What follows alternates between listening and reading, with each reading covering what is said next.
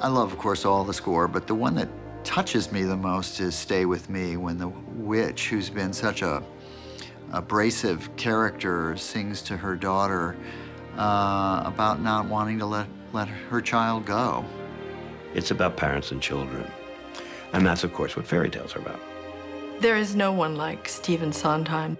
The wit, the humor, the intelligence, and the daring that's in his music is unparalleled.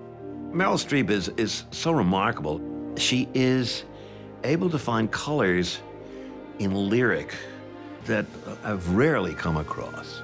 She would do a number of takes on the songs in the recording studio, and every take was different in some way. Don't you know what's out there in the world? Someone has to shield you from the world. Stay with me.